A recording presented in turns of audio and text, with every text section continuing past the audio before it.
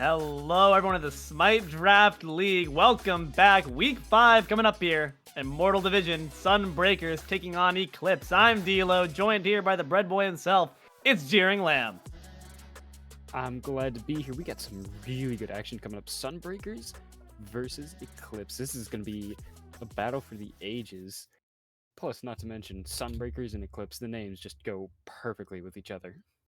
It's hand in hand, both trying to dominate the astral forces at bay here, but it's also some interesting notes to be taken here as far as the standings go. A lot riding on the line. Sunbreakers been a bit on the back foot, currently in the 6th seed, but if they get the victory here, whether it be 2-1 or even a nice and clean 2-0, stand to rise in the charts by quite a decent margin.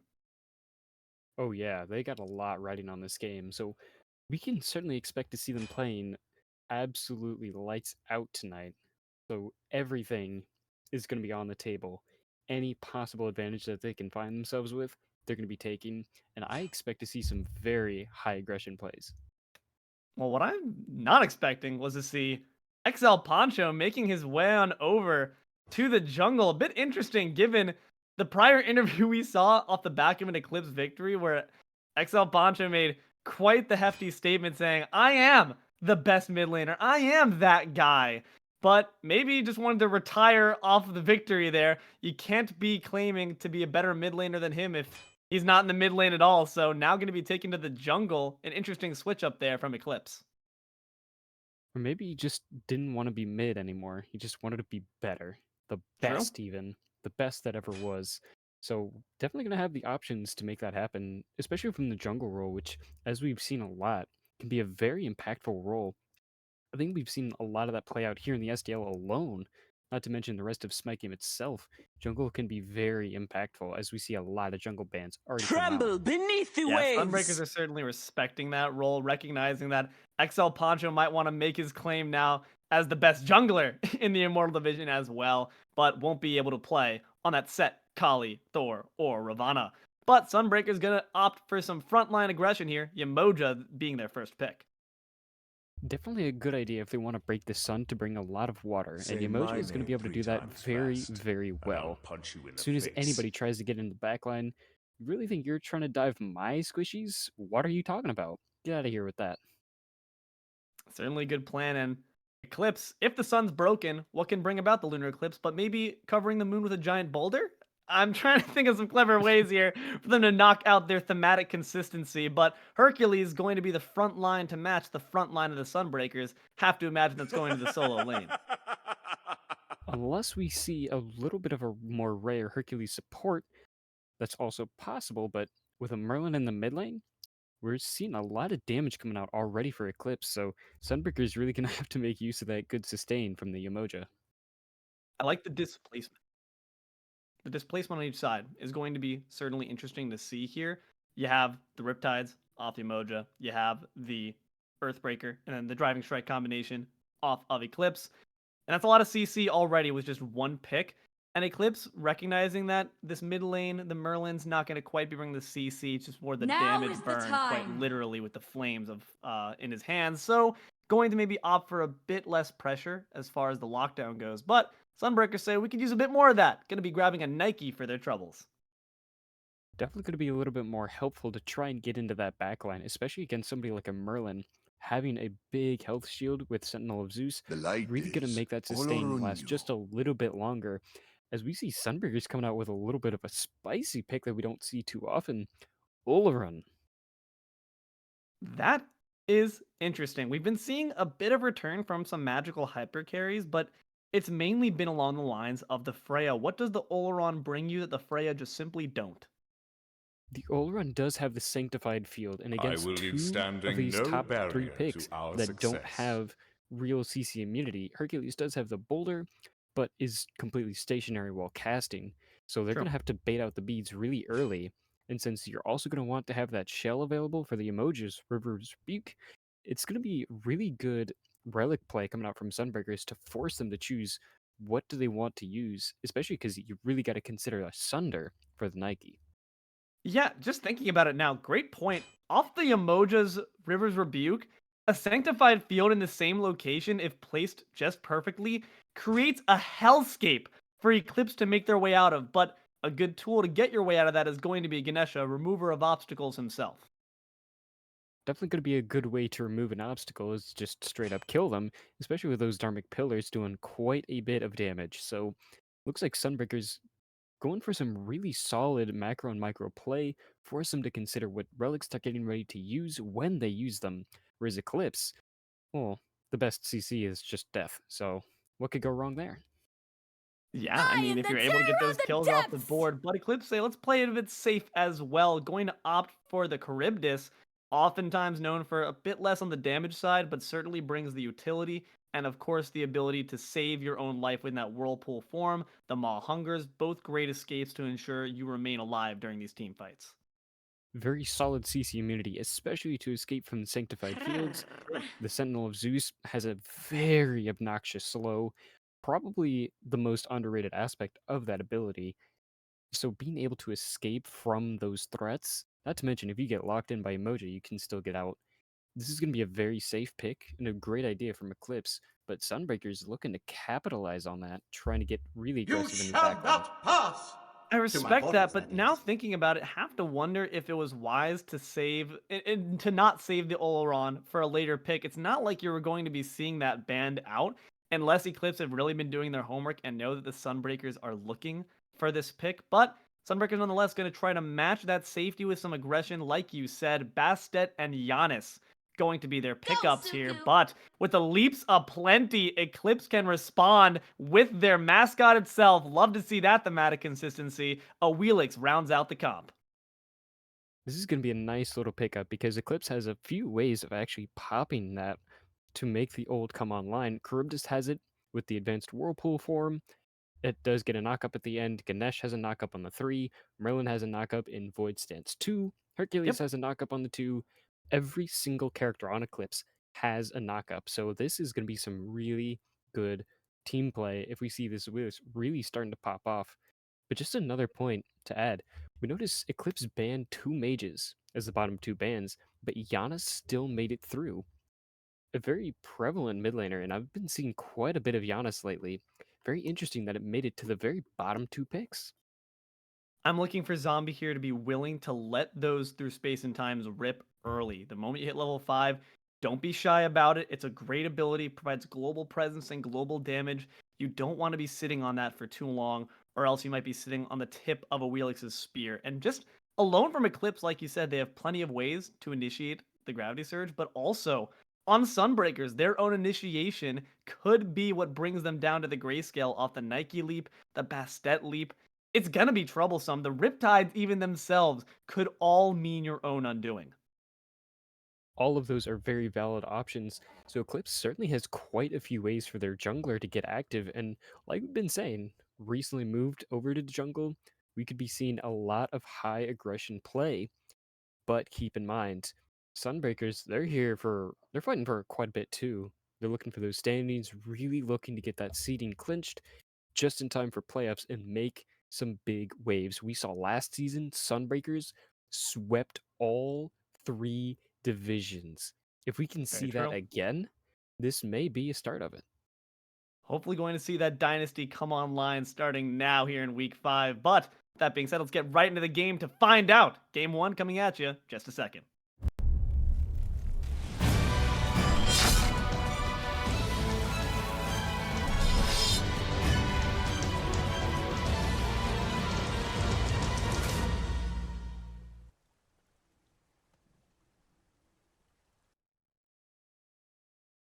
Hello, everyone, and welcome back to the Smite Draft League. Week 5 here. Sunbreakers and Eclipse in the Immortal Division squaring off against each other. I'm Deelo, joined here once again by the loaf lad, JeeringLamb. And Jeering, just comp for comp, man, how do we feel about who's got the edge for this early game and overall? See, we have a couple different things playing out. Sunbreakers, on one hand, have some really good macro play. If they can set up their ults correctly and bait out the relics from the side of Eclipse, they can catch them off guard very easily. But on the flip side, Eclipse has a lot of heavy engage and really solid burn. If you have any protections, they can shred them. If you have a health bar, they can burn it. So anything that you're trying to do could turn out not the way you're hoping for if you're not careful. So overall, I'm really liking what Eclipse has to offer. I always just love a good Wheelix pick. I love it when it matches your enemy comp and when it matches your own comp too. There's just so many ways to get off that big burst of damage. But even without the ult going to be providing it, blinks in on Zombie. Some decent damage already put onto the Giannis's back, just where you like to see it. Already getting very aggressive. Eclipse looking to make that damage come out very early. Does expend the blink, but does manage to get the mid laner half HP. So definitely going to be seeing Giannis play a little bit farther back for the next couple waves, unless he decides to play up with the help of Bastet since they know the blink is down. I mean, Bastet also an early god to her credit, but I don't know that unstable hit, but it's doing peanuts of damage. Not going to be scaling up quite yet for this Giannis. I mean, level 5 is going to be so important here for both these teams. Oh, could find yourself in some trouble here once the driving strike is online. Has to find some unsafe pathing, but the steel chair to the head. Will it find the damage necessary? BoolCakes is waiting for that leap. Just going to lock him out with the shield, but it's not enough. Wasn't actually phased by it whatsoever. Frost just going to bonk him on the head with the chair a couple more times for the first blood. Getting a little bit too active there, Cakes. Got to be a little bit more careful there, otherwise might end up regretting it. It looks like they will for the first blood. Unfortunate to see there, but I don't know. You just had too much confidence in the shield, I guess. I honestly was very surprised to see that Frost was not pushed out by it, but King of Displacement Hercules not going to be toppled from his throne. And as far as what that means for Eclipse, Nike normally such a safe god. It's really good for Frost, such a potent solo laner, to have that pressure early. Does that mean on the side of ShadyByrd and the Sunbreakers, we need to amble on over to this solo lane, maybe relieve some of that pressure for the Nike, or do we just decide to try to afford that attention elsewhere? They could certainly afford to go for it, as we see a little bit of a backhand invade coming out from Poncho, but biting off a little bit more than he can chew, getting caught out by Giannis now, portaling in. Unstable Vortex does do quite a good amount of damage. And the Cat's going to do a bit more on the back end. Going to have to feather step right into the midst of the Cat. That's where he wants ya. XtraLargePoncho must have been allergic. You're not used to the jungle here, my friend. Here's an introductory lesson taught by ShadyByrd. Going to be a kill to even up the scoreboard. And Frost now looking low as well. This blue buff invade might be successful here for the Sunbreakers to just add a bit of punctuation to that fight. Frost is here to scrap. Not going to succeed in getting the blue buff. And they might get his life in tow. The final Staff Slam's going to hit the mark threshold. But he's not even going to have a chance to pass it before he collapses to the ground. Zombie picks up that kill on the right side. Hercules will fall for his first death of the game. May see more coming out with a lot of aggression and rotation over to the solo side. This could be the beginning of the shutdown of Frost's infamous Hercules, which has been seen quite often. I mean, I was literally asking the question prior of, should we see some pressure in the solo lane? We saw it instantly, but it was kind of started off by XtraLargePoncho, leading the charge a bit too far for his own good, and now not seeing him tick over to level 5 before the Bastet. Not the greatest feeling in the world. Once XtraLargePoncho does tick over to level 5, though, the question is going to be, who does the ultimate fall on top of? Might be answering that question for us right now. Here on the left side, going to drop the Sanctified Field as well as River's Rebuke. It's going to come crashing down onto FN7's head. There goes Flippin' Ninjas. Speaking of flips, though, XtraLargePoncho going to show off those moves, but without the ultimate, can't do much other than some peanuts there to KoalaMang's health bar. The carry will survive. Unfortunately, the gravity surge will not be good, so the waves will continue down in low tide. They will manage to escape with their life, leaving it still 3-1 on kills. Sunbreakers already looking at a nice solid start for themselves. Lost the first blood, but doing quite a bit better now. Yeah, but nearly 5 minutes into this game, 3-1 reads a score like you said. 800 gold lead to your name as well. It's looking solid for you, but we've now started to hit level 5s, and like I was going to ask you in the first place, the question is going to be, where are these ultimates afforded on XtraLargePoncho? The Wheelix, we mentioned at the very beginning, it's pivotal to their game plan for success. Who do you decide to target first and have the moon come crashing down on top of you? I would love to see some ganks onto this Oleron. Sanctified Fields has a very long cooldown, so does the River's Rebuke. And since Oleron isn't exactly the fastest of all gods or the most mobile, it could certainly be a little bit easier of a gank to set up. So it would be a little bit more advantageous than trying to fight somewhere else when Giannis could easily just portal around a wall.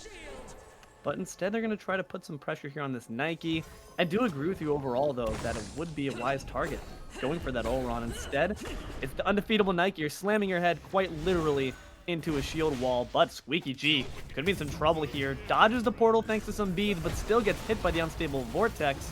Drops down the Dharmic Pillars and now caught with the Huntress of Bass. Zombie going to finish off that kill. A great skill shot there from ShadyByrd. FN7 in some decent trouble there, but going to be able to escape from the cats with a nice dash to your tower. Sunbreakers put another kill for the board. The scoreboard now reads 4-1. Already 1-0-2. Shady off to a fantastic start. Guess you could even say he's already the cat's meow. Ew. But I respect it. You got it, man. You're absolutely correct. This best stats doing a solid job to put pressure on early, which is where you normally see a Wheelix doing the same thing. Do you just at this point start to kind of veer away from the path of setting up ganks? If you are XtraLargePoncho, go for farm instead as the priority, or do you still try to put everything on the back of that ultimate? You do still have a relatively even farm game so far for the junglers, but you don't want to fall too much farther behind. So while you may try and set up a couple of ganks, if they're not very successful, it may be a good idea to just go for farm instead. You see him trying to aggress indeed onto that. In fact, gonna blink for the farm. Really going hard for it. Drops the red buff, but might drop himself. Has to use the Suku to escape. It's the leap for a bit more distance. ShadyByrd's on the prowl, though. A great Ohm silence. But the River's Rebuke going to match it and caught beneath its waters is XtraLargePoncho. Gonna evade the damage with the Feather Step. Fantastic tactical play here from the jungler, showing that those skills don't just apply in the mid lane. But now in a bit of trouble here. SqueaakyG gonna be caught out by BoolCakes, made the rotation with the Sentinel of Zeus. Gonna pick up the Merlin. Elfrost could be caught out, already having used the Driving Strike. Caught beneath the pincers that are the unstable vortexes. A killing spree there for the Giannis. Back to 6-1 for the kills. Sunbreakers off to an even better start. Yeah, man. Really is just a fantastic way to kick off this game. Sunbreakers really trying their absolute best to get those standings. Meanwhile, Poncho, very much aggressive, trying to steal backhams, but getting called out once again. Do have the speed, though. This is where, unfortunately, even with that threshold, you're just not going to be able to catch up, my friend. Just kind of putting on some miles, but unfortunately, the Riptide going to stop you in your tracks. Has the leap there for some more distance. Going to continue, though, to try to pull some more buffs. I like this unabated aggression here. It's going to be a successful steal once again, with only Insertania there to attempt to contest. It's so far, a game plan's been working out overall for you, but now Sunbreakers are looking for a fight. Not going to be obliged as XtraLargePoncho leaps over the wall, pursued here by Zombie. But this is the call for Poncho to go in. Feather steps down, but good damage on a Zombie. ShadyByrd's rotated in, though. Is going to pick up the kill on the jungler. Has to use the Huntress of Bass just to pull them back, so that way your mid's in no longer any danger. Zombie will escape. LuneyToons can't say the same. The Charybdis not looking so safe of a pick right now. Bouncing Bubble going to drop on your head top, and ShadyByrd picks up that kill for the killing spree. An even better start for Sunbreakers, managed to pick up 2 this time. Eclipse trying to make something happen, but just can't find it anywhere. It's unfortunate, man. I mean, you're right. Like, every single time you're saying it, like, even better, but it's true. It's like, but wait, there's more. Every single time Sunbreakers grab a kill, it seems there's 2 more on the horizon to their name. As back and forth, Frost just pushing BoolCakes. This could be their chance to get back into things. Feather Step gonna land right into an unstable vortex. Uses Gravity Surge just for damage, but caught in the double portal. This could be even better here for Sunbreakers. Zombie grabs that kill, but unfortunately, BoolCakes will fall. Eclipse finally gets something for the numbers. Finally managed to get their 2nd kill on the board. Eclipse making themselves up to 2 kills now. With the help of FN7, Elfrost will get the credit for it thanks to Ganesh, the always perfect support. But it's only 9-2. Eclipse definitely still got their work cut out for them to get back into this one. Nearly 10 minutes in, it's about a 2.5k gold lead on their side. And the objective game doesn't even need to be looked at here for Sunbreakers to continue dominating with these small skirmishes in the jungle. As far as their team fighting and what's been going wrong here, what does Eclipse need to brush up on? It's just looked a bit inferior compared to Sunbreakers' movements. So far, Eclipse has just been getting called out in an awkward position, usually off the face of Poncho diving in, but you just can't quite get the right positioning. Might be trying to get some better positioning here onto BoolCakes. Might be Second kill dropping here onto this Nike. Gonna meet the shield with the boulder, but the leap's gonna get you some decent distance. Doesn't have the gravity surge to match it, so BoolCakes will survive that encounter. Again, like you said before, I would like to see this Eclipse making some trips over to the left side of the lane. Doesn't seem like they're going to be obliging. They just want to continue to take down the Nike. Shady, on the other hand, taking our advice perfectly, already en route. And yeah, going to drop the cat on you, but the Whirlpool form to match. A Huntress of Bast could be meeting it though, and indeed it will. The beads to match, has to use the Maw Hungers for some distance, but it's not going to be granted. Instead, you're dropping a Fountain. Frost has made the rotation over off the back of that, trying to avenge their carry. Here's the through space and time, going to be obliged to get Sunbreakers to the fight a bit quicker. River's Rebuke going to match them, as well as Eclipse rotates in. Finds 3, but the damage is what they're looking for. It's more so the disengage. Zombie almost grabs the kill on Frost. Beads expended a bit late there on KoalaMang. Could be in trouble now. XtraLargePoncho grabs the kill on the Giannis. Frost takes down the Oleron, and Frost will drop as well to ShadyByrd. It's a massacre here. It's a fight that Eclipse is happy to take, but XtraLargePoncho looking a bit low, knocks up ShadyByrd just for some style points, and exits into the jungle. ShadyByrd will manage to survive that engagement now on a rampage. 5-0 to start off this game. An absolutely perfect start. I mean, you can't look for anything better than that, and that's just going to be exactly the best its purpose being fulfilled. It's an early game god, getting some early kills, going to continue to snowball that lead here for the Sunbreakers. But the question is, with this lead you've been afforded, do we wait for the beacon to spawn before we decide to go for some objectives, or do we just take the beacon and not even go for anything after that? Sunbreakers standing strong here, but ShadyByrd's looking a bit low, recognizing that. Poncho gonna drag him down into the circle from SqueaakyG, takes down and shuts down this Bastet. But now, Sunbreakers still not looking to let this one go uncontested. Does have the Sentinel of Zeus, have to imagine it will be used shortly. Decent damage there on XtraLargePoncho, a good ohm to ensure Poncho does not find themselves on the receiving end of that ultimate. Instead, it'll just be the front line. That's still decent damage on their head tops. Oleron's made an appearance into the fight. LuneyToons in the back, going to be instantly disarmed. Has to use the Whirlpool form for safety. Eclipse is channeled through this back end, but Frost could be in trouble. A good driving strike onto Koala. Will it meet much damage? Has to use the Aegis. Might be getting burned down here. LuneyToons finds that kill, but is fallen shortly afterwards, thanks to the Giannis once again. It's a 1-for-1 trade, but the beacon overall does fall to the Sunbreakers. An important note, though, that is a nice shutdown on Shady. Poncho setting up for SqueaakyG, who ends up getting the first kill of this game. Now, 4 stacks on Karen's coin. Going to be doing a lot more damage on that Merlin. Now matching the Giannis. But now the Giannis is trying to match with some more aggression here on a SqueaakyG. Locked in by the River's Rebuke. Has to find some unsafe pathing to find your way out. But just going to find your way to the fountain real quick, courtesy of Zombie. Giannis, you mentioned it at the desk, man. It's been such an impactful pick. What can Eclipse do to stop it from just running them over? At this point, they got to look for a gank, and unfortunately, Eclipse has invested just a little bit too much time into the Nike, who is still quite hard to take down.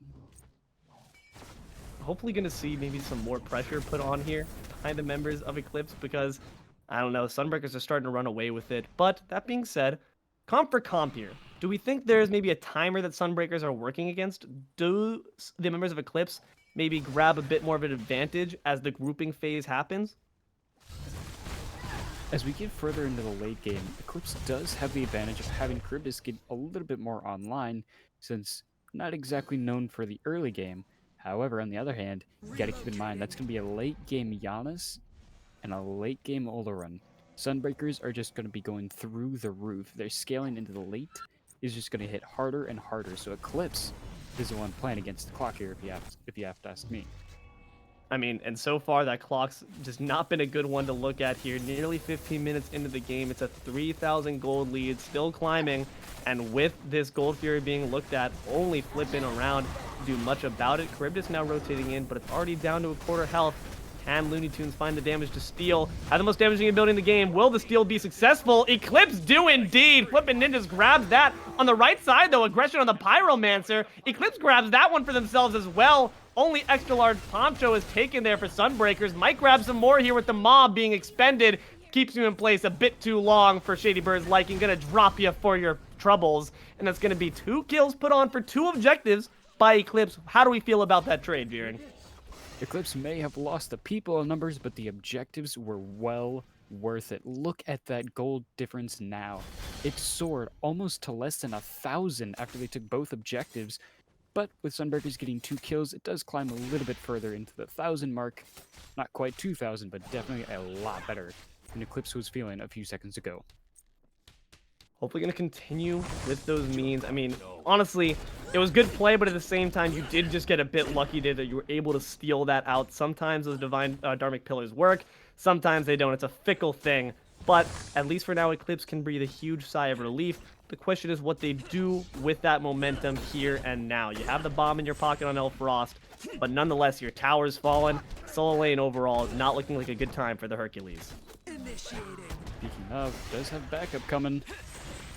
Gonna be in trouble here from ShadyByrd as well as Insertania joining the fight. You do have XtraLargePoncho in the back end, gonna driving strike your way out of the green walls, but now caught on the Dharmic Pillars. Opposing members need to learn what it's like to be trapped in a cage here. BoolCakes could be in trouble, has to leap into the portals for safety. Fantastic job there. Through space and time, gonna grant damage as well as escape.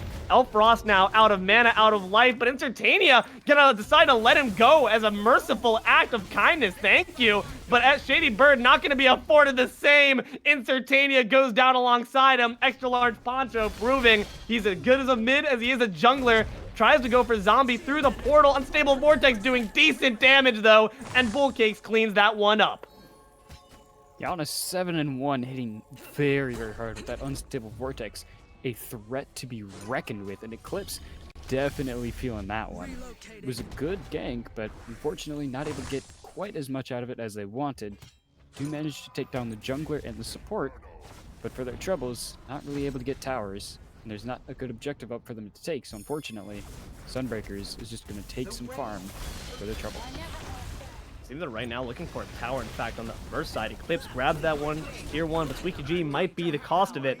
ShadyByrd picks up that kill. Now 7-2 on this Bastet. 7 seems to be the lucky number. If you get a third player to that, you're a big winner. Not a 10,000 gems maybe, but in our hearts at the very least. Sunbreakers now trying to just push back for what lead they can find because it's kind of been closed, and now the distance has been closed with the Dharmic Pillars. Frost is going to smack you a bit with that chair. Gravity Surge is going to be met with the beads, and the through space and time going to go a bit wide to the right. Overall, a lot of fight, but more so filler and fluff. Not going to actually find any kills. Beacon now up though for Eclipse. Let's see if BoolCakes can lead the charge here with some aggression. They're caught within the sandstorm. FN7 in trouble, drops down to the portal for Zombie to find the kill. There's one off the board for Eclipse already. Sunbreakers now at liberty to continue to dominate this objective.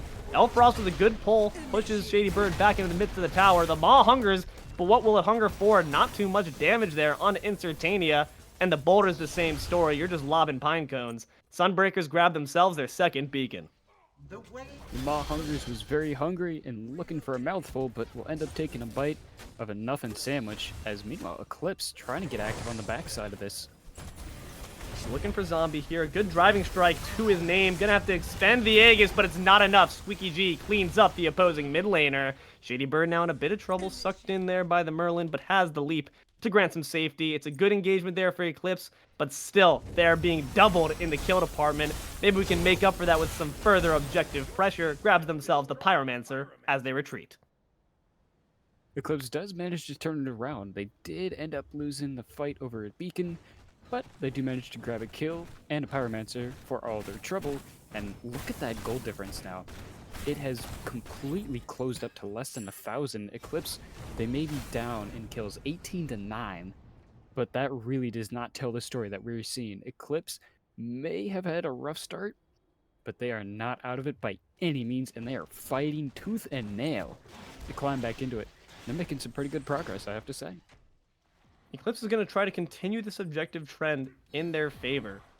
Pulling this Primal Fury, but aware of it. Insertania and ShadyByrd on the scene. KoalaMang in tow as well. Does not have the Sanctified Field. Going to be a bit troublesome when squaring off against this Hercules.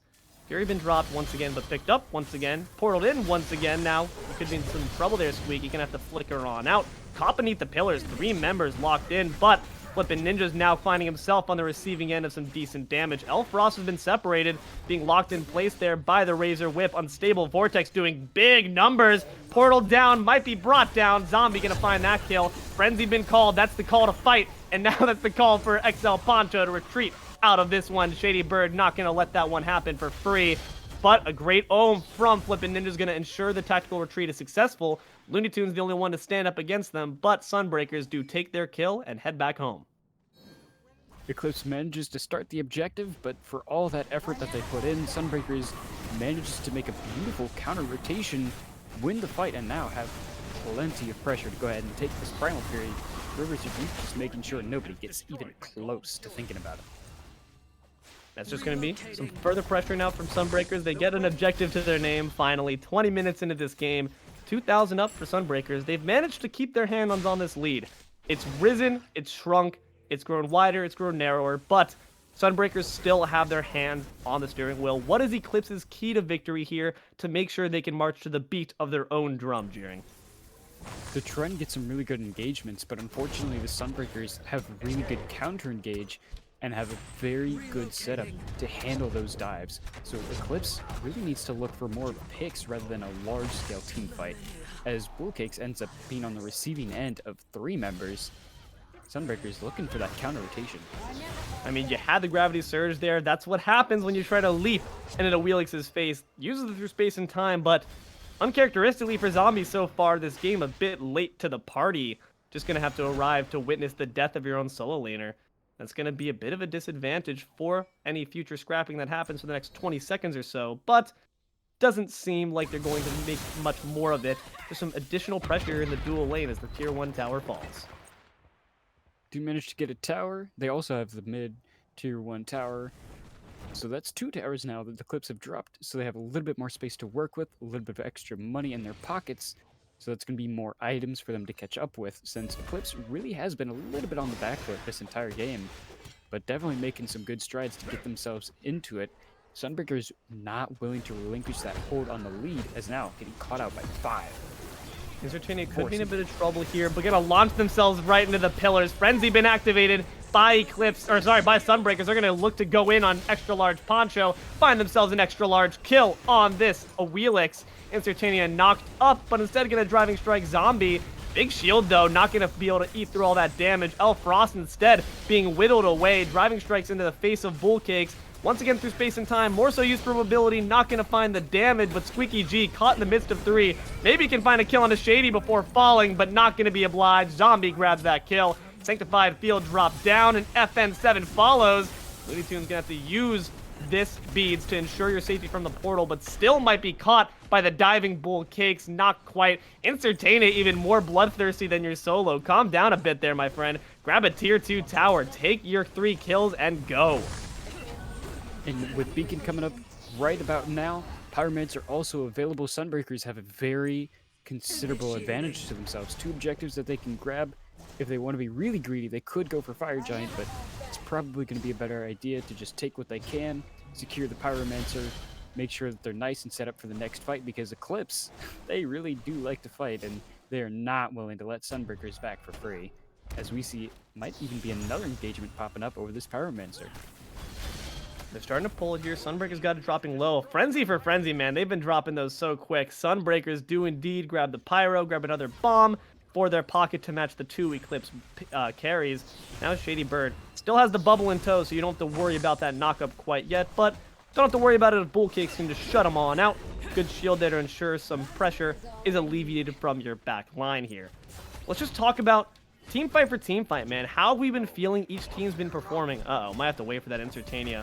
Caught lacking a bit, knocked up and knocked back and knocked up again by the Ganesha. Gonna have to use the Moonstrike to just stun him in place. An XtraLargePoncho baited in because KoalaMang's arrived to the scene, and this captain leads by example. Sanctified Field not gonna catch anyone, and through space and time misses a bit left. LuneyToons brought down before the Maw could hunger any longer by KoalaMang himself. Carry on carry violence. You love to see it. Flippin', just gonna have to retreat down mid lane. Squeaky is the target of everyone on Sunbreakers. They're leaping around, hipping and hopping. SqueaakyG falls at the hands of ShadyByrd. SqueaakyG will get mopped on the floor and will be squeaky clean as 5 members strong take him down. Eclipse now left with 2 tanks alone to try and defend Fire Giant and the Titans pushing down Solo's side. Fire Giant already at half. Not much they can do now. Alfrost's gonna try though. Steps into the midst of it, knocks up one, but no follow-up at this point. Just gonna have to wait for a big boulder opportunity or perchance the Dharmic Pillars, but that's down. Can't even grab it. Eclipse do still manage to spoil their entire road. Sunbreakers just no longer can party because the FG wrapped around 3 members of Eclipse's belts. That's unfortunate there. Sunbreakers have been doing everything so right, but at the end of the day, you got a big boulder. That's all you need for success. Why break the sun when you can blot it out completely? Eclipse have stolen multiple objectives now. Really getting good plays on that. Anytime you try and pull an objective, you can't leave anyone from Eclipse left alive, because otherwise it might just get stolen like we've seen so far this entire game. And that's going to be a huge boon, because that's going to be some really good sustain for Hercules, who does really well just getting in the back line, causing trouble with everyone, and just not dying ever. Indeed, ever being the important word, but Primal Fury will not be staying up forever. In fact, Sunbreaker is going to be looking at it, trying to answer some of the pressure Eclipse have afforded with that steal. Gonna grab that Primal for your name. Now 26 minutes in with some of the objectives, in fact, all of the objectives off the map. Scoreboard reads 25-10. Sunbreaker is still looking very impressive on the kill count, and 5,000 gold lead, but Eclipse do have FG. They're going to try to push down this tier 2 tower. The question is, do you go for the Phoenix push, or do you decide to just stick to safer structures? Looks like they're sticking to safety, since I already see KoalaMang trying to push down T2. There's going to be a teleport from Hercules to make sure no funny business is going on. The rest of Eclipse, meanwhile, backing off. They may have Fire Giant around 3, but they're not quite willing to take that big team fight just yet.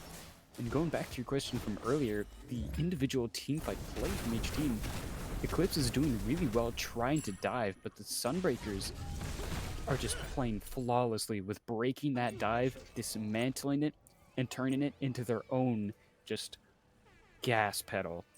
As soon as they see them trying to get in, Eclipse gets it completely turned on their head.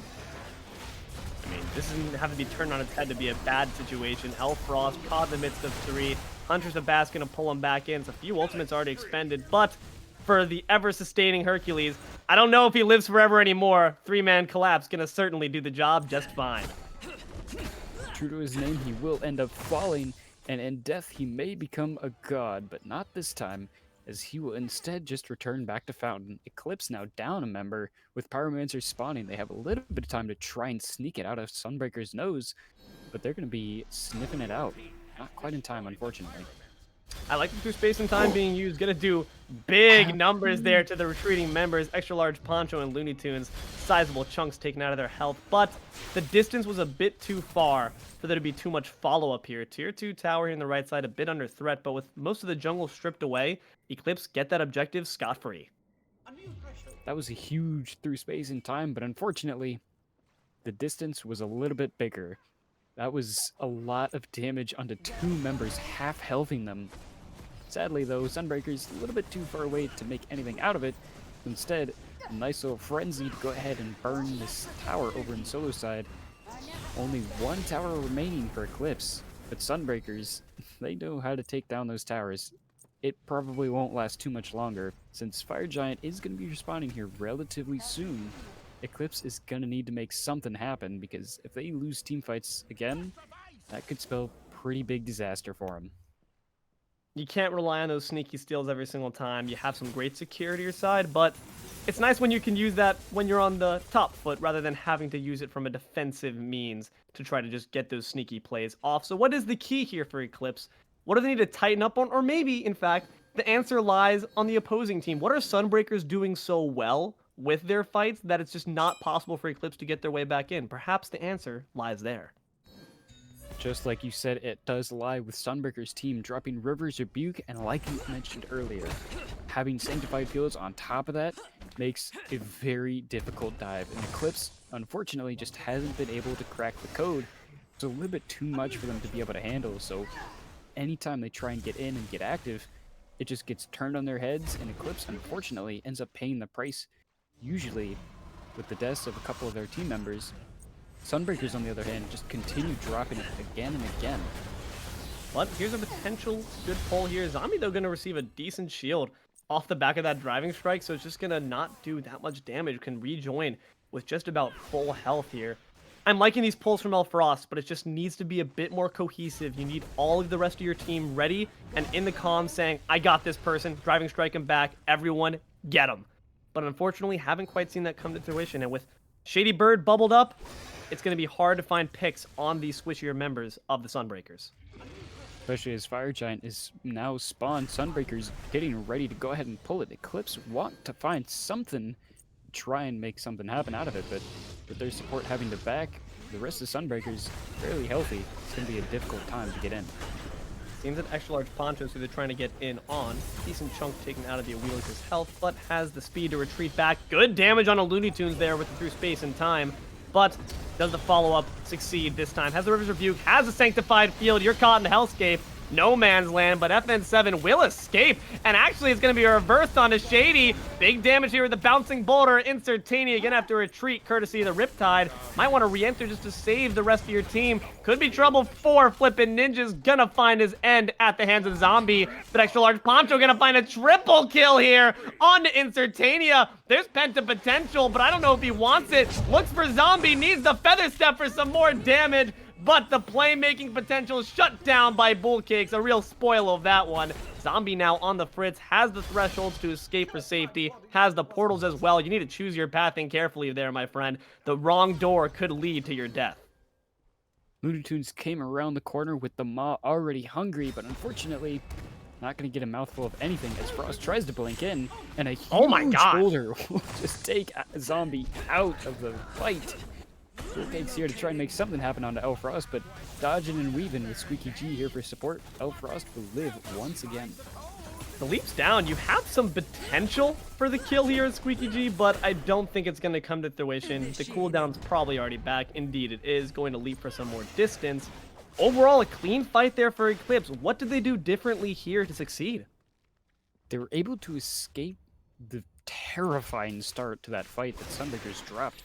Sanctified Fields along with that River's Rebuke is a terrifying prospect to walk into, and unfortunately, they did get caught out into it. Luckily for Eclipse, though, they're able to get back out of it without losing anybody too early, and able to return it, especially with the help of LargePoncho, dropping a triple kill in the backline there, and now, with the extra space, Eclipse is going to be able to sneak away to the Oni Fury, while Sunbreakers only getting the Pyromancer right now. They're very quickly going to learn that they have the green light for the Fire Giant. Oh, come on, guys. Grab that Oni Fury a bit quicker, given that fact. But right now, Sunbreakers not quite aware, maybe looking for kills instead of objective pressure. Now realizing it, though, they're still deciding to mill around. I don't think they quite feel confident in their objective secure. Feeling more confident, though, and maybe bullying the elephant a bit more. Sanctified Field, though, is dropped, and like you said, that cooldown's awfully long. You want to make something of it. Maybe he's going to make something of these Dharmic Pillars. Driving strikes them all out of it. You're supposed to keep them in there, Frost. Keeps you into the Huntress of Bass, as well as the River's Rebuke. KoalaMang picks up the first kill on the Hercules. Double kill there onto XtraLargePoncho, and this fight's quickly been turned around for the Sunbreakers. As we see Sunbreakers coming off of a nice team fight, Eclipse now down 2 members, solo and jungle down.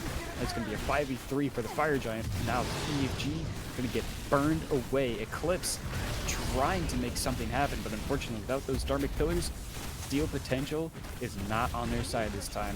And with BoolCakes on the job, it's not likely at all. Yeah, Flippin's just got to leave this one. I'm sorry, buddy, but you no longer helpful on this scene without those pillars in tow. EFG does go the way of the Sunbreakers. Fantastic thing to see here for the underdogs of the standings. They're looking to make their place and cement it at the top of the leaderboards. They may be the underdogs in the standings, but given the dynasty we saw last season, they are ready to make that name come true once again. Very solid game so far. There may have been some very close times, but this entire game so far, Sunbreakers have shown if they're not in complete control, they're at least taking the driver's seat. And so far, Eclipse, despite all their efforts, just can't quite crack the code.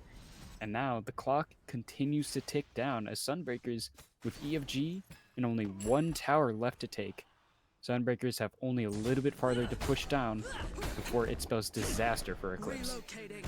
Just looking at that last fight and what Eclipse needs to do a bit differently, we saw the Dharmic Pillars dropped, hits 3, but Frost then knocks them out of it with the Driving Strike. It's good damage, it's a good stun, but you've created some distance between the enemy and your backline while also forcing them out of the Dharmic Pillars themselves. Sometimes there's more value in the indecision when you're caught in those pillars and deciding, do I eat the damage, do I eat the slow, or do I wait for the period to end?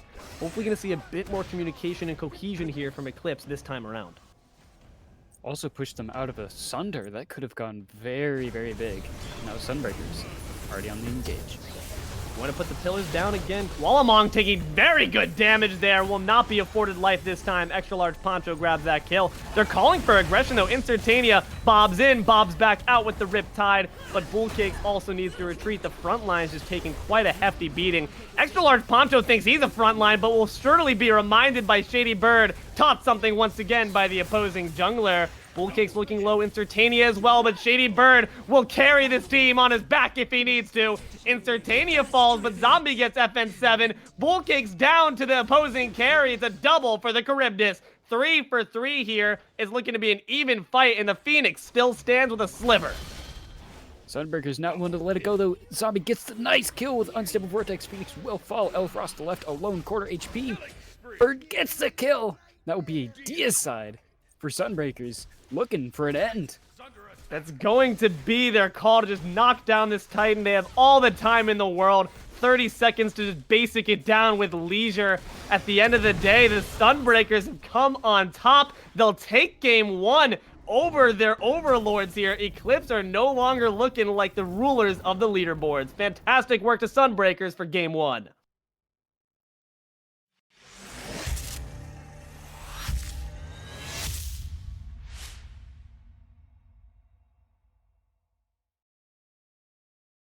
From top to bottom, man, Sunbreakers just really had their number. Talk to me, Jeering. What was their key to success here? They really just played together as a team, not just 5 members entering the battlefield together, but a single cohesive unit. Sunbreakers just came together and really made sure that Eclipse, they didn't have any weak links to target. And every time they tried to break through, they were just met with a wall and got stopped pretty much immediately. I mean, you had a literal wall there. That Yamoja was doing so much work. I mean, just those gigantic fields. And I feel like, unfortunately, despite the Wise comp, I loved how this comp was built. They didn't take advantage of the opposing team's long cooldowns. They didn't make enough happen there.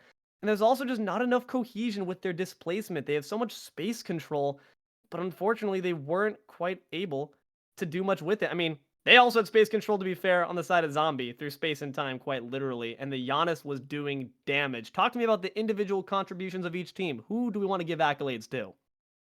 There's certainly a lot of accolades to give out here. Zombie already just sitting with 44, almost 45,000 player damage on the Giannis. I think it's safe to say we're pretty likely to end up seeing a respect ban on that. But that's not to discredit the mid laner SqueaakyG, despite being 2-7, dropping almost 28,000 player damage from the Merlin. Very solid efforts coming out to really just return as much damage as possible, along with the help of Frost and XtraLargePoncho, doing quite a bit of their own damage. It just wasn't quite enough, especially with all the sustain and survivability coming out from Sunbreakers. No matter how much Eclipse tried, no matter how many times they dived, every single time it was just that wall that they ran into. And unfortunately, they never could crack the code. And they just couldn't find the little cracks in the walls. So it held strong, and Sunbreakers were able to just bleed them out and let them continue to break themselves against them. Yeah, I mean, you had some safe picks there on the side of the Eclipse as well, but Curtis didn't really provide as much damage as you would have wanted. I know it's not what you necessarily grabbed the god for, but didn't really see much knockup initiation. I just feel like they had tools, and the jigsaw puzzles never came together, couldn't snap the pieces into place.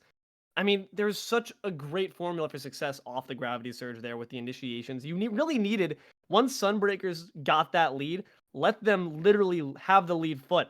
You can't let Nike leap in because if she does in your face, we've seen it before, you're just going to get gravity surged back in. But Eclipse continue to try to be the aggressor.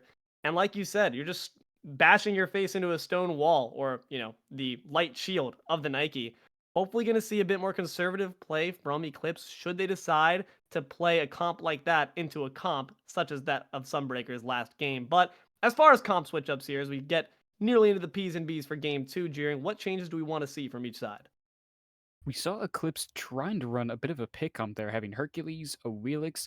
You're really looking to find one person, just choose whoever you can find, anybody that steps out of position, and just get them off of your screen as quickly as possible.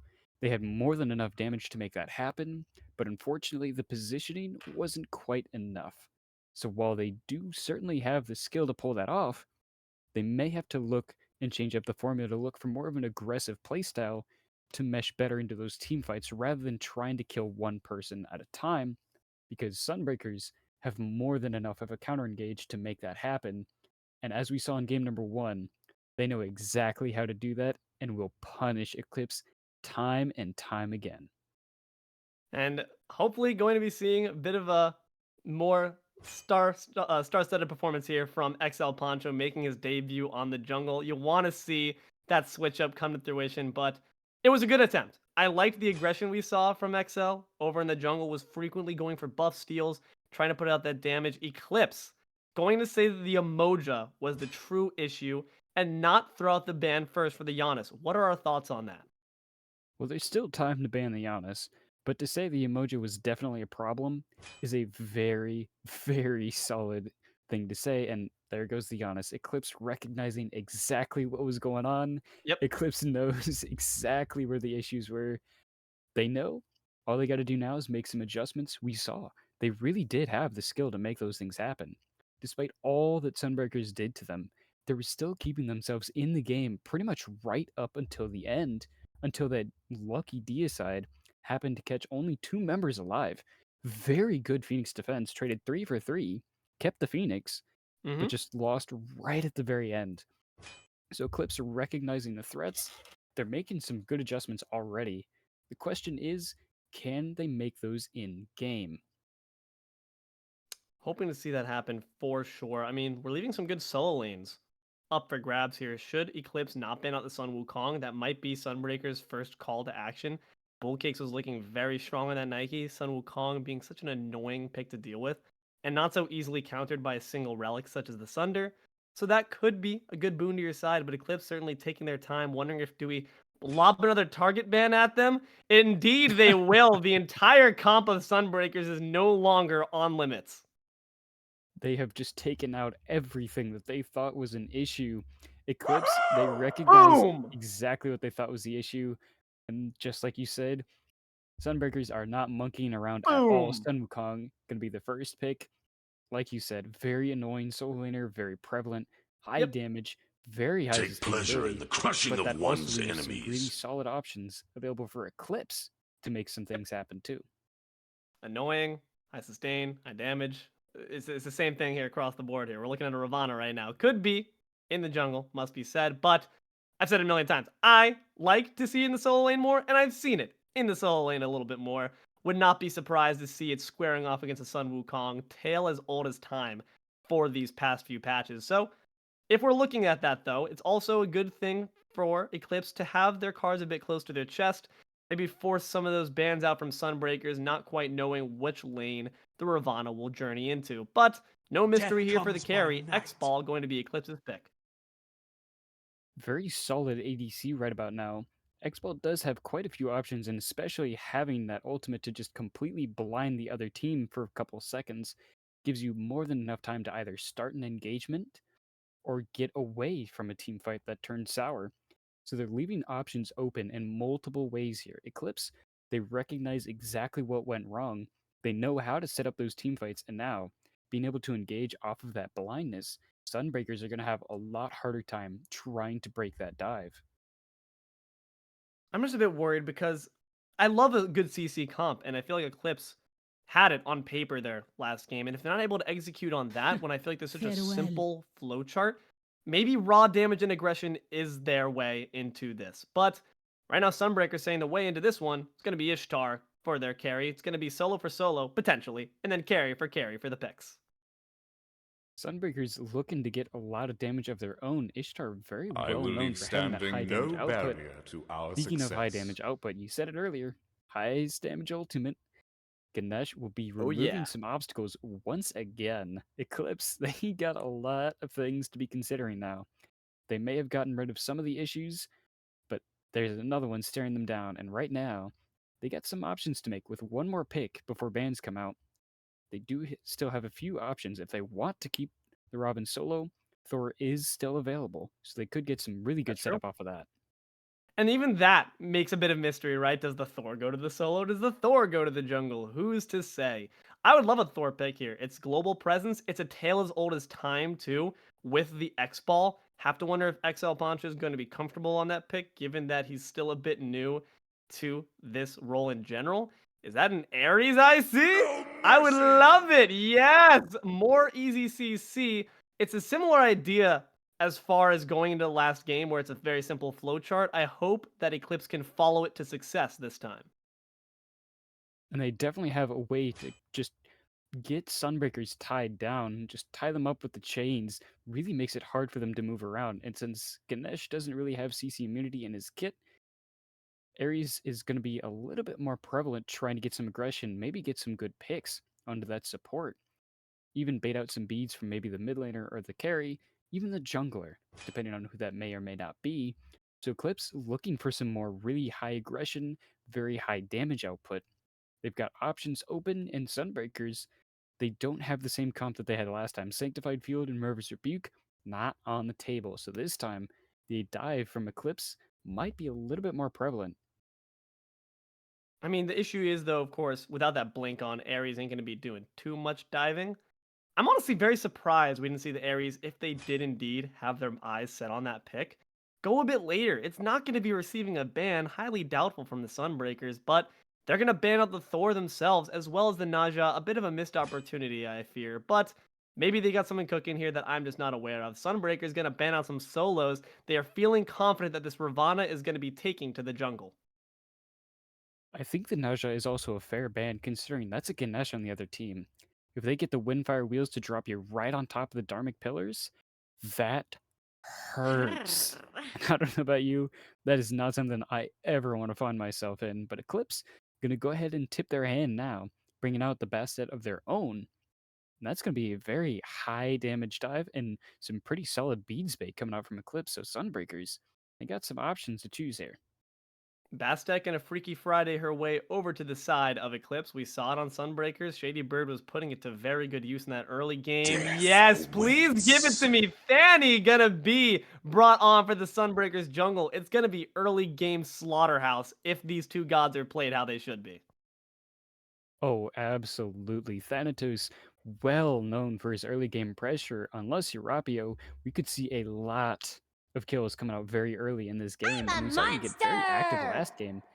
Zilla to transition for that late game damage. We're Oof. going to see some really active ganks in the mid lane, I imagine, coming out. This is going to be quite a terrifying bloodbath, especially in the mid lane. Both Eclipse and Sunbreakers looking to get very aggressive. But Eclipse, they were playing that aggression really well game one.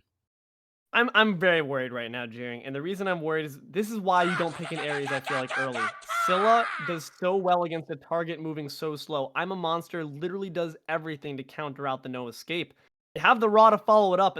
I love that combination. Very unga bunga of me, but I love big ultimate locks you down for a long time into Kraken, into Searing Pain. It's very simple, it's very efficient. I hope they can make good on that, but Scylla's I'm a Monster, Hovering Death, Blaze Retribution, they all do so much to just completely stifle the game plan of Eclipse. I mean, think back to when Erlang Shen was still very, very new. Ra was the character that got Erlang Shen nerfed. The pin dropping for 1.5 seconds, keeping you there.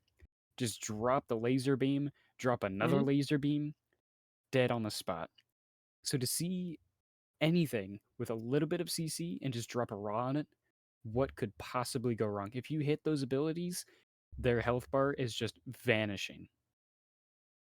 This is true. You've got a point there. I'm just worried that it won't even be able to live long enough to get off that CC in the first place. Once Ares goes down, Bastet's not CCing them unless she hits those Huntress of Bast, and that's a long cooldown ability. It's also a pretty difficult skill shot to hit, so hopefully taking some lessons from ShadyByrd there was XtraLargePoncho gonna hopefully put them into action here in game 2, but I don't know, Jeering. I love some of these picks, love the Ares, love the Raw, and I like the Freaky Friday Bastet, but I'm not sure. Against Sunbreakers, coming off that momentous game 1, I'm a bit worried. It might be Sunbreakers' time to shine, despite the name.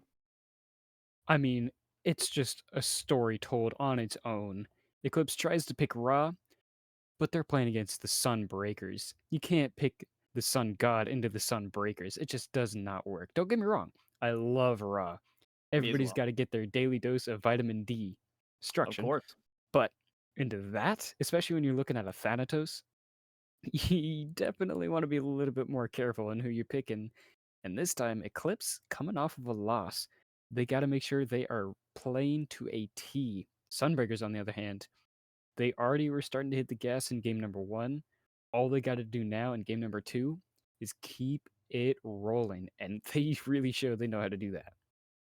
I'm certainly hoping so. With these comps, we're slated for an interesting game. Let's get right on into it, not leave you waiting. Game 2 coming up in just a second.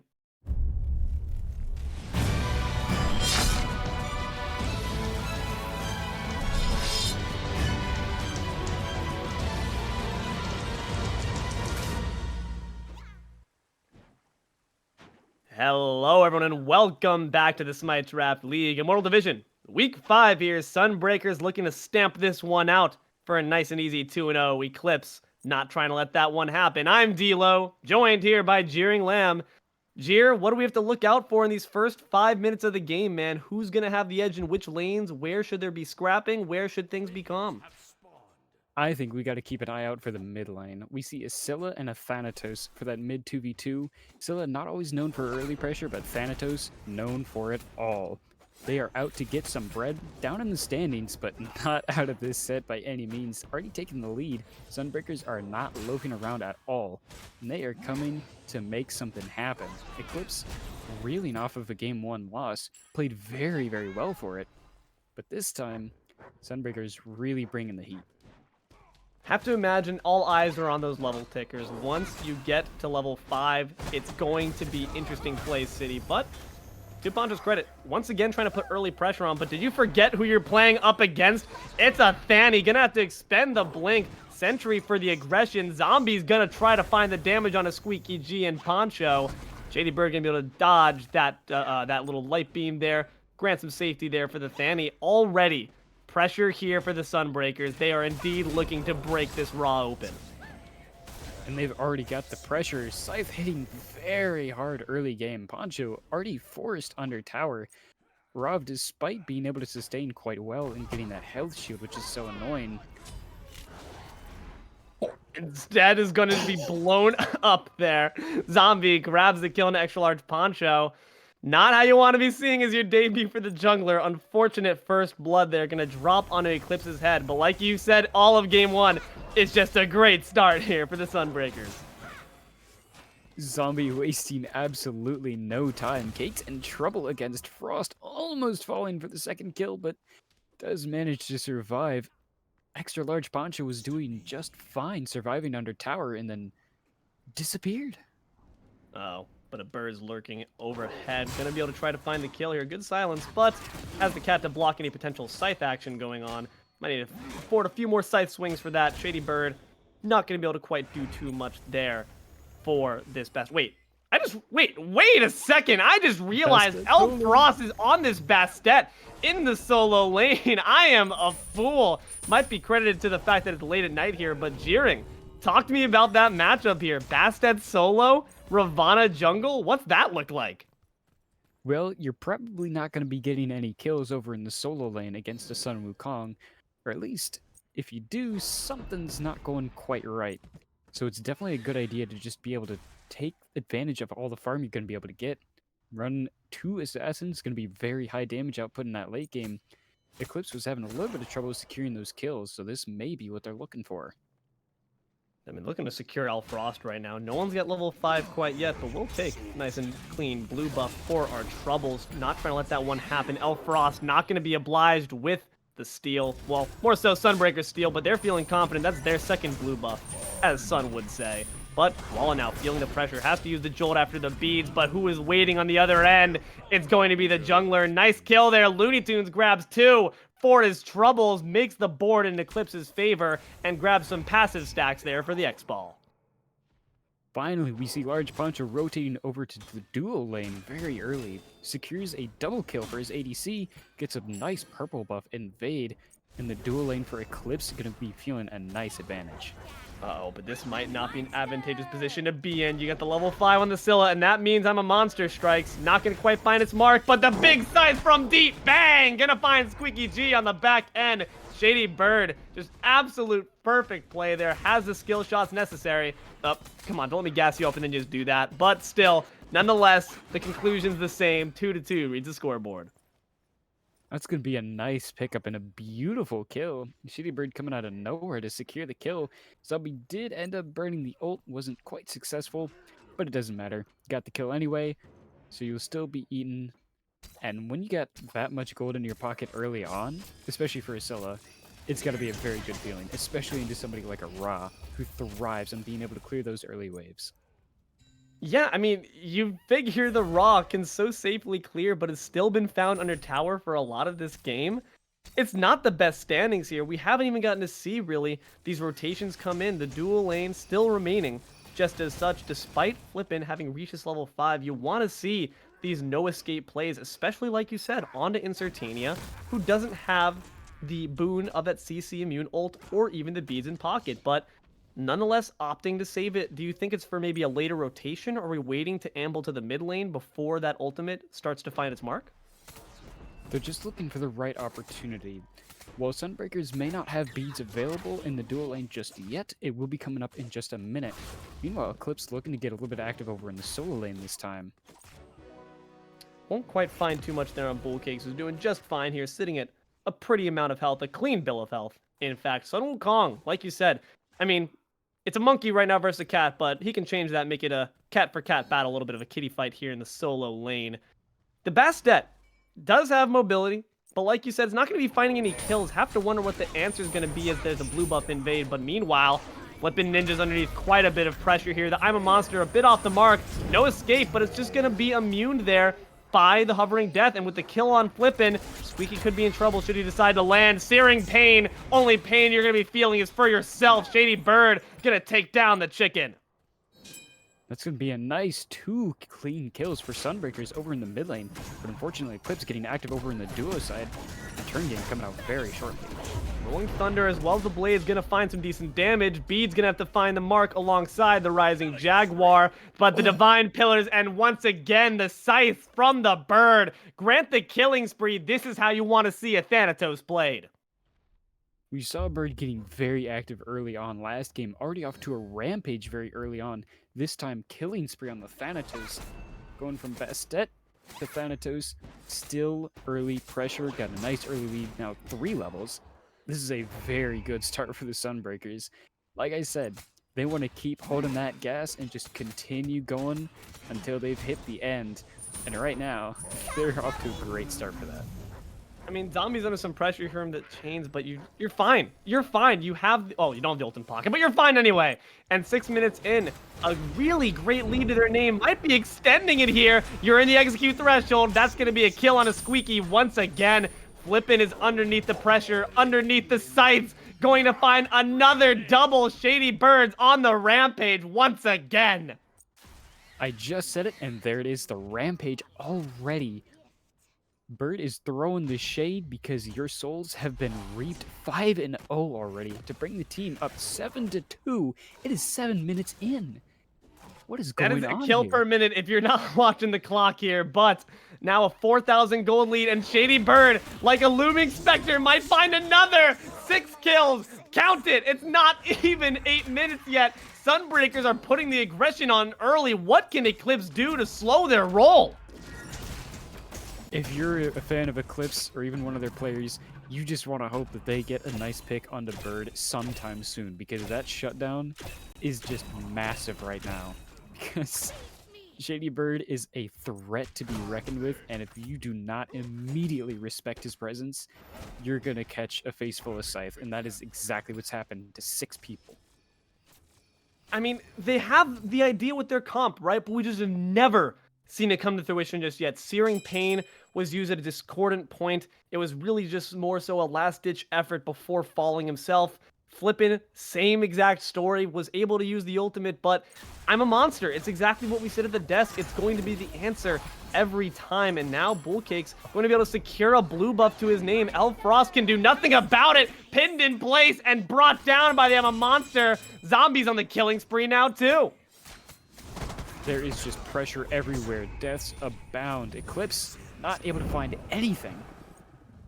I mean, ShadyByrd's looking for more kills. They're in the tier 1 tower. Calm down, buddy. There's more kills to be had. It's 9 minutes in, and you're still ahead of the game. You have another minute before you can grab another kill to keep the trend the same. Sunbreakers are just absolutely mollywopping Eclipse right now, and I do not know what Eclipse can do to stop it. They need to maybe just group a bit earlier. I don't even know, but just ShadyByrd's a one-man army that you cannot stand up against. Even though this is a team game and Sunbreakers moved as a single unit last game, you've got a one-man army walking at you, not to mention the other 4 members of Sunbreakers feeling just fine on their own. 0-0-2 for BoolCakes on the Sun Wukong. Already got a 2-level lead, not to mention Scylla in the mid lane. Zombie has 3-0-4 stat line. That is menacing for a Scylla to get off to that much of an early lead. The late game for Sunbreakers is already looking fantastic, and it's just getting better every kill that they get. This Ares cannot be a wasted pick. You can't just let this support be thrown into the well, to the wayside. Who are these shackles needing to fall on first? If we're not even thinking about the no escape, because that can hit multiple, who are we locking up first? It might be Insertania, but Hovering Death's going to be placed. Insertania just going to put them on a pedestal. Squeaky's indeed the target once again. I don't even need beads. I've got a crush. I've got a double kill. ShadyByrd grabs flippin' ninjas on the way out. Like you said, who was the no escape going to fall onto? It was popped on Bird. No CC immunity used. Beads held for that. Ultimate was already used. Does not care. T1 tower means absolutely nothing. The support there to tank. The kill was good. Oh no, it's dark out, but it's even darker in the afterlife. A Scythe's gonna catch you on the back end and just remind you who you're dealing with. ShadyByrd backs, happy as a clam, 8 kills in pocket. Surely gonna be buying some nice and clean items for your name. LuneyToons got to be very careful. Don't let the Scythe hit you on the way out. Frost gonna try to find some hits here onto BoolCakes though. Does actually manage to secure your own blue buff for once. Hey, congrats for that, buddy. That's always nice, but BoolCakes is not feeling worse for it. Says, you want to scrap? You sure you want this smoke? You best be careful before I smack you one with the cudgel. Learn you a few more things. But for now, the solo lane matchup's going to return to a bit of a faux laning phase here. I don't know, Jeering. I'm genuinely just so worried about how this game has gone so far. Sunbreakers putting on the aggression early. Zombie going to continue the trend. Frost already a 3rd health down, now half. Tiger stun, kitty fight, going to end the way of Sunbreakers. Hovering Death's been used, but with no target in the solo lane, might look for the chicken, might look for the other chickens, the NPC ones. The harpies go down instead. Eclipse trying to find some momentum back into this. I like that. The rotation from the members of Sunbreakers on the right side means his Gold Fury can be looked at with impunity. Hovering Death's been used as well, and the Searing Pain is secure. The first objective does go to Eclipse. Eclipse manages to recognize where the members of Sunbreakers are, gets an objective for it. They won't be nearly healthy enough to try and contest the beacon, but given how absolutely commanding the Scylla and Thanatos are already, I don't think it would be worth to even contest that anyways. So Eclipse does manage to pull something out of that bad situation, but unfortunately, it's only a little bit, and it's not going to be nearly enough to stop the bleeding that the Sunbreakers have begun. Now 12 minutes in here, the scoreboard reads 12-2. Sunbreakers have been meeting this kill per minute pace. Are they like really obsessed with kill count videos or something, man? Like, I respect the work of Dead Meat and James A. Janice, but You do not need to be looking for this high of a ratio. The gold lead's also just dire at this point in the game. It's not even 15 minutes, and it's 5,000 to their name. I'm just not sure who needs to be picking up the slack here on Eclipse. Who do we think's been performing well amongst their team, and who do we think needs to step it up a little bit? Right now, it's just all of them not able to really do anything. Frost getting rotated on multiple times by people on Sunbreakers, just not able to escape the damage despite a little bit of defense to the Bastet.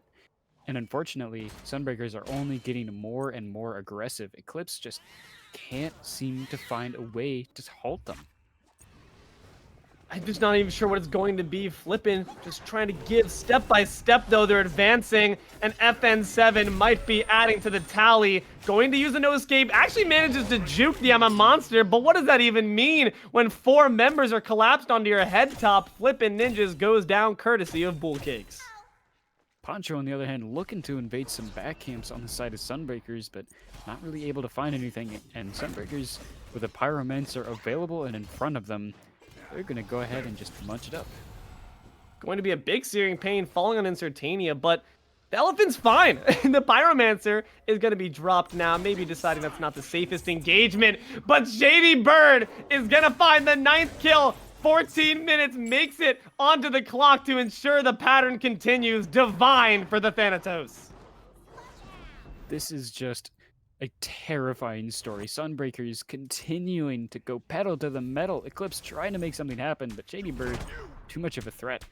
This is a big shutdown potential, though, but a great Ohm Silence. Here's the shackles that you need, and he's caught down. The shutdown goes to the support. Not quite who you wanted to see it on, but it's still golden pocket nonetheless. SqueaakyG takes down Insertania on the back end, and finally, a fight that Eclipse can feel good about, but BoolCakes is lurking. Level 15, 2 levels higher than the highest present for this fight on the Raw. The Pyromancer is dropping down to about a quarter. BoolCakes is looming, though. They're aware of this on the side of Eclipse. They need to let it go and decide to go for BoolCakes instead. Big crush, searing pain off the mark. Don't have the no escape to lock them down in place. Gonna put his head in the clouds there for a little bit before deciding to retreat, but BoolCakes did his job. He made Eclipse drop that objective. Got the stall, did just enough damage to convince Eclipse that it's not worth the trouble, and so far, Sunbreakers may have lost their jungler, but they didn't really lose much else. The objective will stand. Eclipse only manages to get a little bit of a shutdown. Does certainly help to bring it back to where they want it to be, but not quite enough. Still, 4,500 gold lead for the Sunbreakers. Very much in a commanding presence, already just running at FN under tower. And now, might have regret running at FN under tower, but wait, does he have beads? Does the Ganesha have beads? That's insane. Wait a second, he's got beads. This guy's insane. So much confidence in the play of his other members. He's going to act like his own damaging carry. FN7 caught beneath the crush. Searing Pain going to do decent divots of health there to Insertania. Caught in the darkest of nights. You might be facing the long sleep courtesy of Frost, but a big silence there. Coupled by the Ohm, but a beam out of nowhere clocks him in the head and brings down the elephant. I'm a monster going to be up down, but he already had the distance. XtraLargePoncho remains safe for now. Another clean engagement there by Eclipse. Managed to get the kill, survive, and keep all of their lives. Unfortunately, they don't have the space that they want to in Sunbreakers to go ahead and drop the Own. If you're already under half, Eclipse going to go ahead and return it over to the Pyromancer, recognizing they may not be able to steal this objective this time. So they're going to go ahead and take what they can. Without the hovering death, ShadyByrd's going to have a harder time of getting on over there. The Pyro will indeed fall to Eclipse. Now, under the pressure from the cat and the beam, got to make sure you make your way on out of there to safety, ShadyByrd. You still are, honestly, the team's damaging hope. But look at how much he can heal off that green buff. Can re-enter the fight just fine now. One more sight and he's just about up to full, but going to opt for some jungle farm instead. Now, thanks to those objectives, it's still going to be quite the hefty lead for Eclipse to chew through. 5k up for Sunbreakers, but now 17 minutes in, they finally let go of the gas just a little bit. It's no longer a kill per minute at the very least. Certainly not for lack of effort, though. Sunbreakers, recognizing that the beacon is open, Eclipse wants to contest it, but they are not having any of that. That T1 tower looking like a chess piece with how low its HP bar is, and Sunbreakers very soon to go ahead and claim it with those Oni minions pushing in. Sunbreakers looking to try and get a kill somewhere, but unfortunately, they won't be able to find a kill per minute anymore. Sunbreakers have been at their strongest when they rove 4-man deep in a death ball, collapsing onto anyone they want. And right now, I mean, BoolCakes is a 1-man death ball when it comes to going up against this Bastet. It just has not been able to bring the presence we saw from the jungle of Sunbreakers last game. What do we think's been the issue with the Bastet in terms of the contributions it brings to the team of Eclipse this time around? Bastet is certainly doing quite a bit of damage, but unfortunately is just taking a little bit too much of that damage in return. So 0-4-1, not really the best stat line, but Elfrost still putting in some numbers, trying to make something happen. But the rotations from Sunbreakers are just a little bit too good, and the team fight is not good enough for Eclipse to make something happen with the Bastet, at least not yet. The Bastet's going to be an interesting fact. You have great lockdown with the Huntress of Bast. If you lock down Koala for a little bit, has to use the beads to escape from the shackles slow and get yourself out of there with the dash. It's an interesting question of, knowing that we're so far behind, do we lead with the grand CC of the no escape, or do we try to have all of our hopes banking on Elfrost with a nice Huntress of Bast pick? Do we start off with that, or do we use the Ares ult first? Right now, it's more of just catching anybody out of position. For example, Insertania getting caught out does have the beads available, so will survive the no escape. But Eclipse still looking to make something happen, but ShadyByrd might be here to return. I mean, ShadyByrd could be in trouble, recognizing wisely that you need to take off soon. Going to indeed be obliged. Hovering Death saves the life of the jungler. Insertania could be in a bit of trouble here. 4 members to catch you out, but evades the Divine Light, going to survive for now. I'm honestly so curious as to why, if you really wanted CC immunity that badly, Ganesha is not just going to go for the Magi's Blessing. But no, a Winged Blade for your troubles? Okay, why not? I mean, what could go wrong? You certainly have more than one slow that you're contending with, especially because Eclipse trying to get active with those dives, so being able to run away as that Ganesh does give some extra survivability. We may see a little bit more come out with that Magis. But for right now, Sunbreaker is already on the front foot. Don't need to worry too much about that safety, and instead need to find the right time to engage and just crack into the base of Eclipse to crack that egg wide open.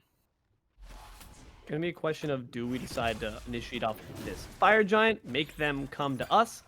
Like you said, I mean, you don't have too much to worry about off the front foot like this, except for just a fantastic CC chain from Eclipse. But once those ultimates are down, they don't have CC. Ares is not meant for peel. Ares is meant to group them all up in one place for your team to do their damage. 10-hand Shadow Fist is a nice root and all, but it's just not going to be doing the job you need. BoolCakes, on the other hand, is certainly going to be doing just that, in charge of zoning off the team, while the rest of Sunbreakers decide to aggress on this Primal. But the Pyro's being looked at here by Eclipse on the back end. Sunbreakers do grab the Primal Fury. XtraLargePoncho just going to have to watch alongside LuneyToons. But they're too busy on the opposite side here with BoolCakes to even try to attempt to go for the Pyro. And that's just going to open it up for Sunbreakers to decide to go for this objective as well. Hovering Death is still available, so Sunbreakers do have a fantastic engage, or if anybody gets even remotely low, could be an execute. Pyromancer dropped almost immediately. Does have the no escape. They're going to be pulling back in Insertania. Don't have your beads this time. There's a good CC chain. Exactly what we're looking for, but it's a lot expensive for the elephant. Let's see if it pays off. Not going to quite for flipping ninjas. He goes down to ShadyByrd. Has the Bloodforge shield, but now opting for safe space. BoolCakes going to have to use the ult defensively to get some space as well. It's a 1-for-1, support for support. Who wins that trade? Sunbreakers do manage to go ahead and get both objectives. Gold Fury and Pyromancer have been secured, so it's going to be a nice little boon to their gold lead. They do trade their higher level support for Eclipse, but unfortunately, it's not going to be much of a difference for Eclipse because they may have gotten one pick, but they're going to need a lot more than one pick to keep themselves in this game. Because like we saw last time, once that bleeding stops, it is very, very hard to stop. Oh my gosh, look at Zombie, so unfazed by SqueaakyG trying to squeak by with those juke shoes. Says, you need a new pair of Jordans, buddy. Go back home to the fountain with those beads in tow. Has to use them to escape after the Sikkim lands. I would be scared too.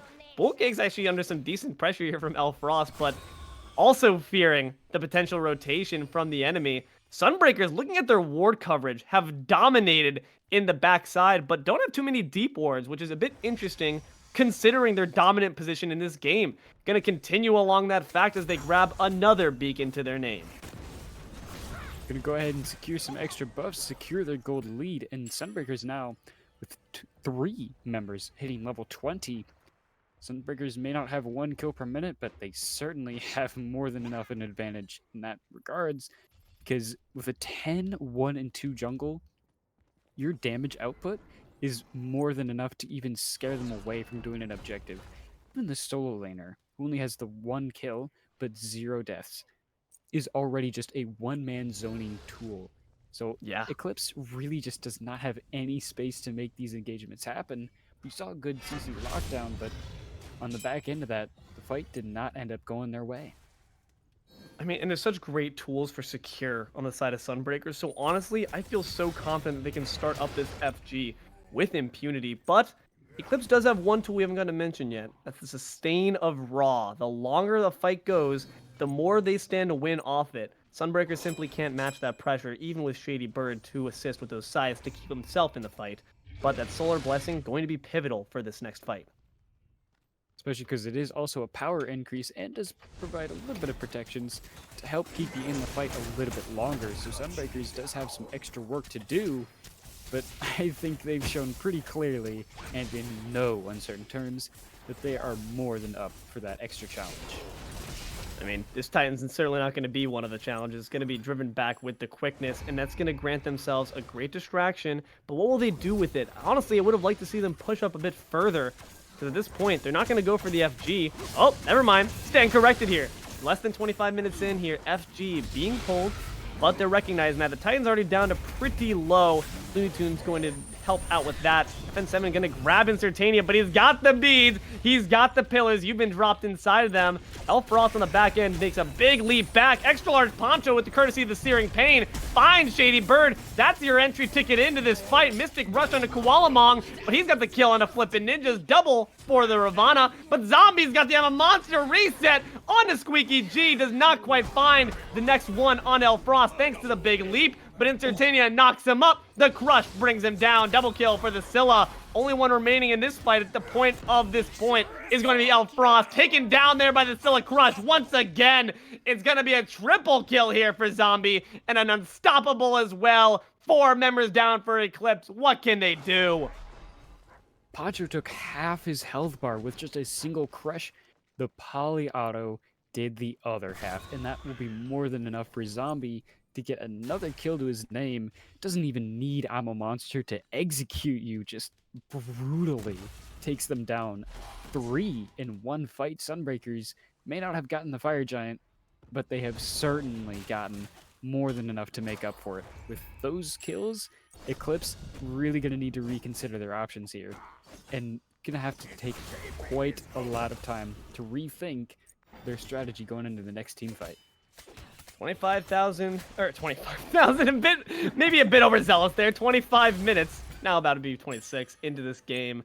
8,000, there it is. Gold lead here for Sunbreakers, and also 11 kills on the board. It's actually, as far as the kills go, a bit less of a disparity than I believe we were seeing at this point.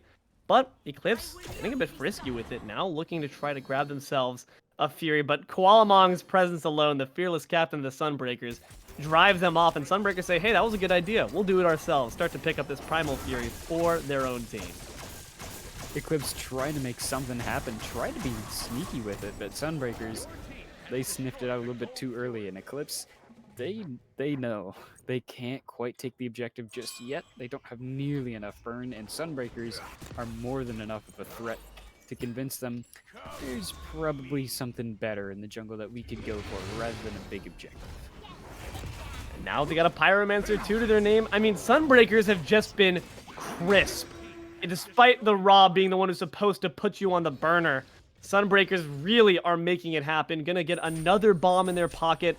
What is Flippin' doing all the way up here, my friend? Be careful. The death is hovering. It's looking for you. Monster is going to also be dropping on your back. No Escape is going to meet with the Scylla ultimate. Solid damage on the FN7, but he still lives, and that's going to be important. A lot was expended for him. Zombie recognizing that has to leave the fight. Head in the clouds. BoolCakes needs to land and support the mid. Big Arrows Retribution. Gonna find the kill, though, on XtraLargePoncho. Nonetheless, It seemed to be a good fight for Eclipse for just a moment, but reality is a fickle thing, and it seems to have turned once again. ShadyByrd under pressure from Frost, but has to leap back out. The long-range shot's gonna be a bit of a threat here. KoalaMang just providing space. With that alone, it's one member down for Eclipse. Gives Sunbreakers enough of an opening to look at this FG once again. Sunbreakers wasted a lot of time trying to take down the support, and Eclipse recognized that going in for a dive of their own, but spent just a bit too long chasing the mid laner. Sunbreakers will end up taking a little bit of an advantage, but not enough to secure the Fire Giant. At least not yet. Eclipse want to stop them, but it's going to be quite an uphill climb to make sure that doesn't happen.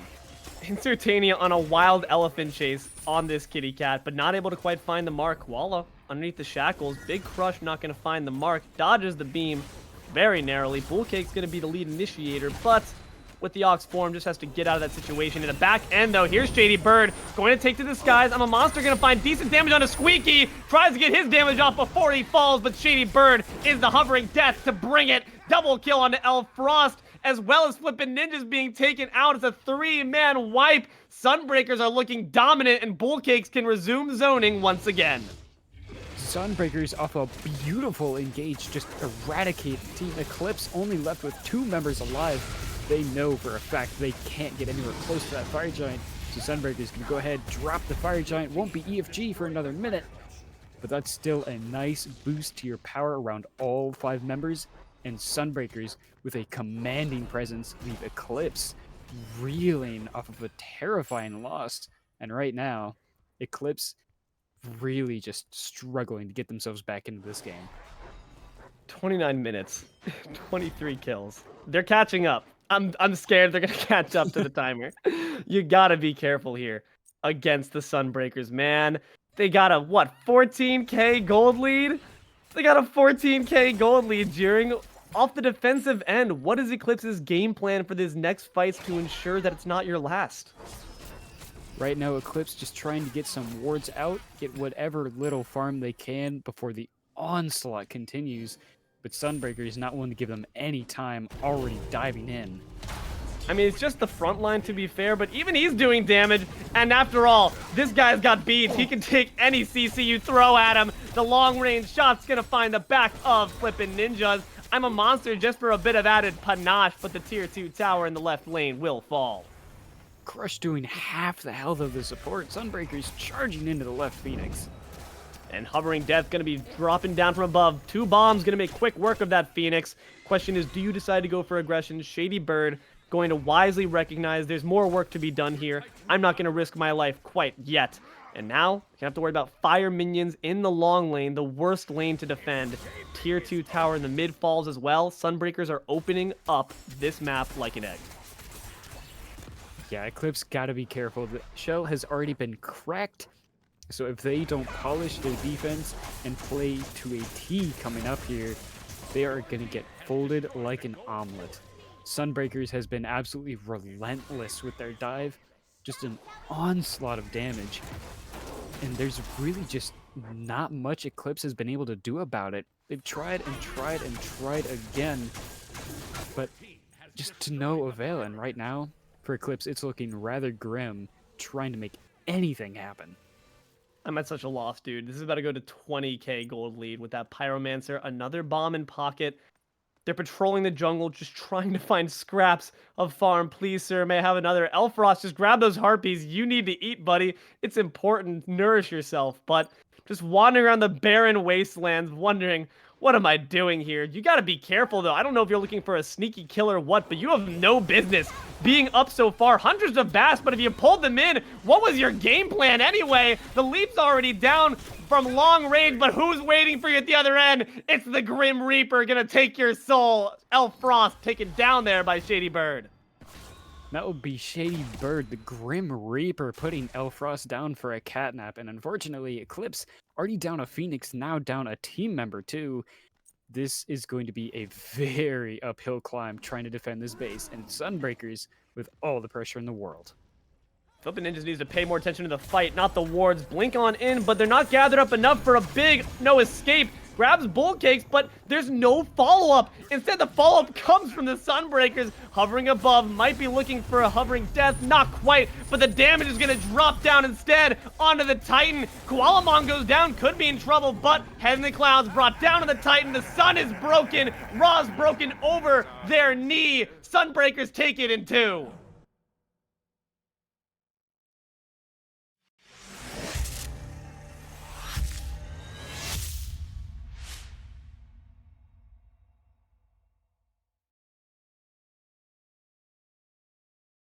I've seen dominant games before, Jeering. That one might be near the top of the list for Season 3 of the SDL. What happened here? Talk to me. I really don't know how much I can say here. Sunbreakers, they took already off the pressure of a very solid game 1. They had a very clean conversion. They had a little bit of trouble with all the defense Eclipse was putting up, but in the end, they end up taking game 1, and off the pressure of that, they just kept going. The gas pedal to the metal, kept the ball rolling, and there was really not much Eclipse could do to stop them once it got moving. The extra pressure from their team comp this time, instead of the late game team fight that they had, they just got ahead early and off the back of ShadyByrd, who made sure nobody was safe. An absolute menace to everyone across the map. The early game was secured, and once they had that lead, Sunbreakers showing exactly why they had a dynasty last season.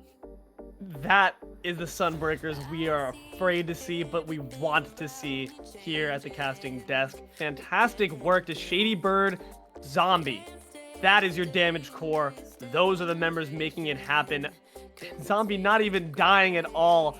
My gosh, what a fantastic performance on that Scylla. I don't want to say that Eclipse got comp diffed, but Jeering, Eclipse got comp diffed. I'm not gonna lie, we talked about it at the desk. I just don't think this Ares was ever going to work out against so much CC immunity. They needed to keep that in their back pocket, not allow response during the P's and B's phase here from Sunbreakers. They responded, and they responded emphatically with a 2-0 set. Eclipse definitely had some good engages, but unfortunately for Eclipse, the follow-up from those and the continued extended team fights weren't quite as good, to say the least. And unfortunately, that will be a very tough 2-0 to take and a very big pill to swallow. But Eclipse made some really good efforts for such a commanding game 2. They really did pull out the game as long as physically possible. And no matter how much the Sunbreakers continue to just batter them, even with a broken leg, they're still standing back up, ready to take another hit. But Sunbreakers just threw one too many haymakers and will end up knocking down the actually higher seeded team so far. So Sunbreakers, yeah, 3rd seed, man. And I think actually with this 2-0 victory, Sunbreakers now take their place as the 3rd seed. Fantastic work, just really rising up the ranks. You've been promoted. Excellent work to all the members of the Sunbreakers. It truly was a group effort. The death ball made it happen. But that being said, that's all we have here for you today at the SDL. Thank you all very much for watching Immortal Division Week 5 between Sunbreakers and Eclipse. I've been Deelo, joined here by JeeringLamb. We had iNooblet on the cams, on the production. Appreciate all you do, friendo. With that being said, keep an eye out for more content, always popping up on the YouTube. Have a great rest of your day.